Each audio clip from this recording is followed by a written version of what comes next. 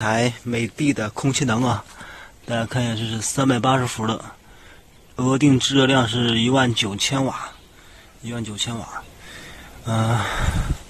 这是几匹的？7匹的还是几匹的？18年买的，估计这个过保了。这个是循环水泵，大水箱。我来看一下啥情况。据说呢，他说是没有反应，不亮，显示屏不亮。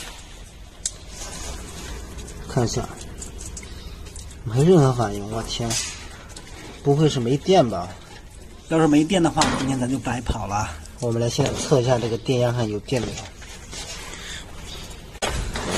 这是进线380的。我天，没有电啊！今天估计白跑了，估计跳闸了，或者是什么情况，反正是没电。首先解决电源问题再说。来看一下那个阀门漏水比较厉害啊，这个是进水还是回水啊？咱们上去才能看见。先不管它，先给它搞通电再说。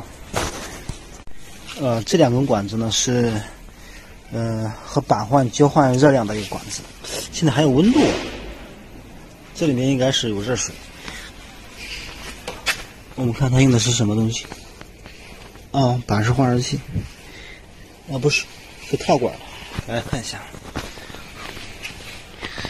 用的是套管换热器啊，这种套管换热器。板换的话，可能相对来说比较麻烦一点。这个属于商用。暖通公司的应该是，我们看一下是不是暖通公司，再看一下，美的暖通公司和美的制冷设备有限公司不是一个公司啊，大家一定要区分，这个是专业一个公司。现在把电源通上了，大家看一下，已经启动了，应该没啥大问题。刚才呢，它是把这个室内的控制电源给关掉了，现在我们推上电源之后呢，这是热水的循环水泵能工作，但是呢，这个机器呢还是不能启动，没有反应。我们现在呢需要拆开机器看一下啥情况。机器呢我们已经拆开了，内部这个空气开关呢跳闸了，这个跳闸呢估计呢有配件坏了，我们需要一个一个查。我们现在用这个排除法，先拆掉了这个加热循环水泵这个线试了一下，这个线没问题。然后呢，我们又拆掉了这个压缩机的这个供电线我们看还会不会跳闸，如果还会跳的话呢，还要继续查。刚才又用了排除法，咱现在问题已经找到了。刚才排除了这个压缩机，还有就是循环水泵。现在呢，把那个风机给甩了，风机线呢给拽掉了，现在就不跳闸了。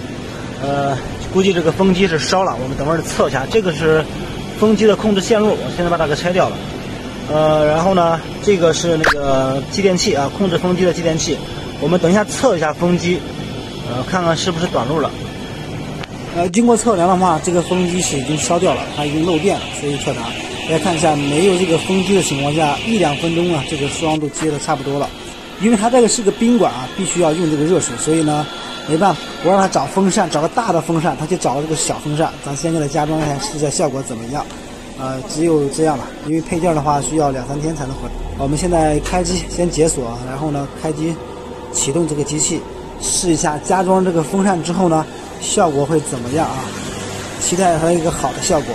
但是这种小的风扇呢，估计效果不会太理想现在我们回正面来看一下我们这个风机启动之后呢，这个机器呢运转效果会怎么样？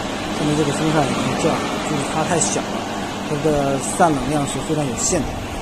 我们看一下净化器我们现在开机也有几分钟了，但是没有明显的结霜上部的话比较冷，下部呢散冷效果还是比较好的，但是呢必须换原装风扇才能用得久现在还能凑合着用。好了，朋友们，今天的视频就到这里。